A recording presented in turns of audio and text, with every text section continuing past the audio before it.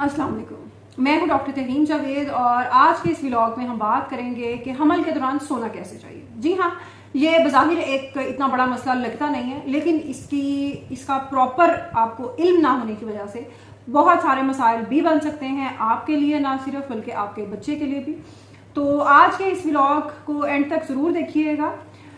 हमल के दौरान हफ्ते और उनमें महीने के लिहाज से आपको बताने की कोशिश करेंगे बहुत आसान जुबान में कि क्या क्या प्रॉब्लम्स हो सकते हैं और किस तरीके से आप उनसे बच सकते हैं। 3 हिस्सों में बेसिकली हम हमल के टाइम को डिवाइड करते हैं, जो ट्राइमेस्टर्स हैं, फर्स्ट ट्राइमेस्टर, सेकंड और थर्ड। जो आपके पहले 12 हफ्ते हैं उसमें कोई भी एब्सोल्युटली नो प्रॉब्लम, कोई भी मसला नहीं है। आप चाहे सीधे लेटें, चाहे आप उल्टे लेटें, करवट लें, किसी भी तरफ, लेफ्ट लेटरल, कोई भी पोजीशन पे आप करवट ले लें, किसी भी तरह का कोई भी मसला नहीं है। लेकिन उसकी वजह क्या है? उसकी वजह यह है कि पहले 12 हफ्ते में आपका जो साइज है बच्चे का वो बहुत कम है। अभी वो बिल्कुल बच्चादानी में है, खासतौर पे पेल्विस से बिल्कुल वो अभी उधर तक ही बच्चादानी है, और वो अभी पेट के अंदर एक एब्डोमेन है और एक आपका पेल्विस है, एक पेट का हिस्सा और एक उसके पेट से निचला हिस्सा या नाभ से निचला हिस्सा समझ लें आप।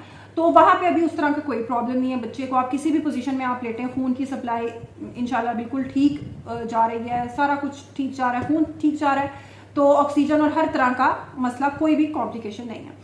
लेकिन उसे अगर आप जब आगे जाते हैं तो खास तौर पर जो 28 हफ्ते तक, वहां उस पीरियड तक क्या होता है कि जो बच्चादानी है वो अब उसका साइज बड़ा होना शुरू हो गया। और उसमें क्या साइज बड़ा होने क्या मतलब है? बच्चा बड़ा हो रहा है, उसकी ग्रोथ हो रही है, तो जो पेल्विस, जो नाक के नीचे वाला हिस्सा है, उससे अब पेट की तरफ को भी बच्चादानी जाना शुरू हो गई है। यूट्रस, उसका फैलाव वहां भी हो रहा है। उसकी वजह से क्या हो रहा है कि जो आपका खास तौर पर 22 से 24 हफ्ते तक का टाइम है, उसमें अगर आप किसी भी पोजीशन में, खास तौर पर आप बाएं करवट लेके सो सकते हैं, लेफ्ट लेटरल पोजीशन भी ठीक है, और अगर आप सीधा भी लेटते हैं तब भी कोई मसला नहीं है। क्यों? उसकी वजह यह है कि इस तरह की किसी भी पोजीशन में, सीधा भी अगर आप लेटे हुए हैं या करवट भी ली हुई है, दोनों तरह की, इसमें अब आपने उल्टा नहीं लेटना।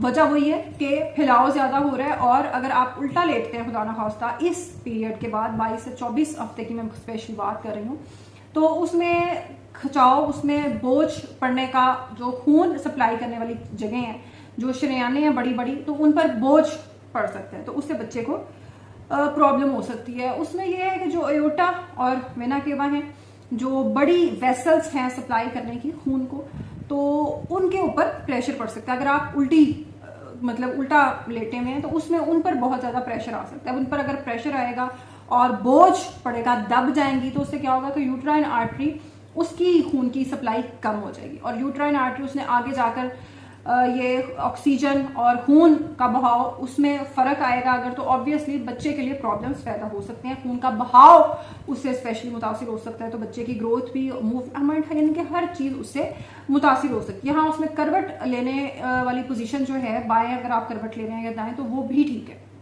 लेकिन उल्टा उसमें अब आपने इस पीरियड के बाद आपने उल्टा बिल्कुल भी नहीं लेटना। और अगर सीधा अभी लेट रहे हैं तो अभी तक 24 हफ्तों तक ठीक है, नो प्रॉब्लम, उसमें भी आप सीधा लेट सकते हैं।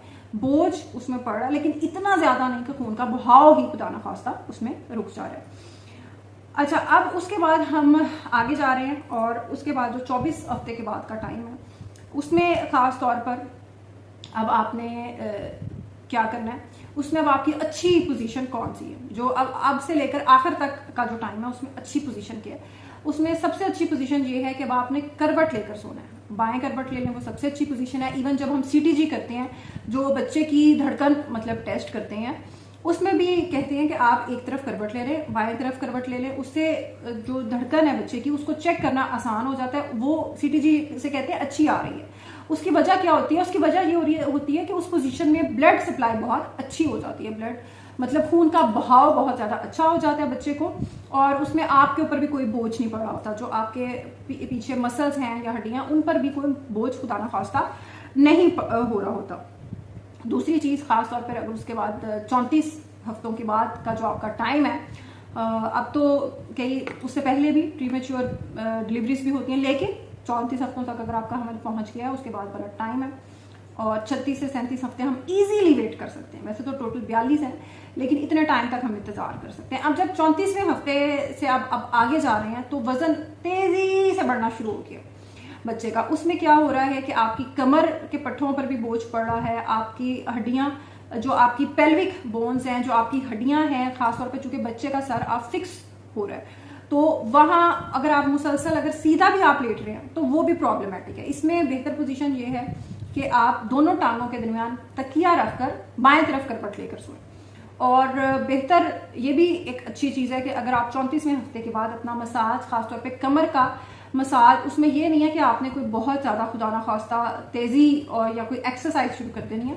आपके उस मसाज से फ़ायदा क्या होगा कि आपकी जो कमर के एक तरफ जब करवट लेते हैं तो वजन चूंकि बच्चे का ज़्यादा है, तो अब आपकी कमर के पट्टों पर बोझ पड़ना शुरू हो जाता है। उसमें आप 2-3 घंटे बाद पोजीशन चेंज कर लें, अगर दाएं करवट है तो बाएं कर लें, बाएं है तो दाएं कर लें, तो ये चीज़ भी चेंज करते रहें। उससे भी आपका जो मुसलसल पट्टों का खिंचाव है उसमें काफ़ी मदद मिलेगी।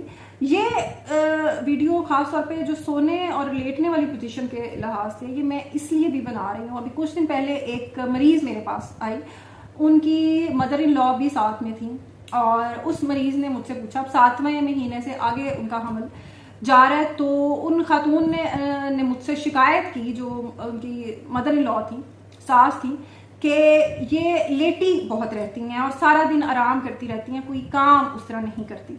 तो मैंने कहा कि पहले हमल के पहले टाइम के दौरान क्या एक्टिव थी? उन्होंने कहा हाँ जी, अब लेकिन चूंकि तो जो पेशेंट, जो प्रेग्नेंट खातून थी, उन्होंने कहा कि अब चूंकि ट्विन प्रेगनेंसी है तो मुझे ज़रा मुश्किल होती है। तो ये लेटने और ये सारी इस वीडियो का मकसद भी ये है कि आपका जो 7वें महीने के बाद का टाइम है उसमें वजन ने तेज़ी से बढ़ना है।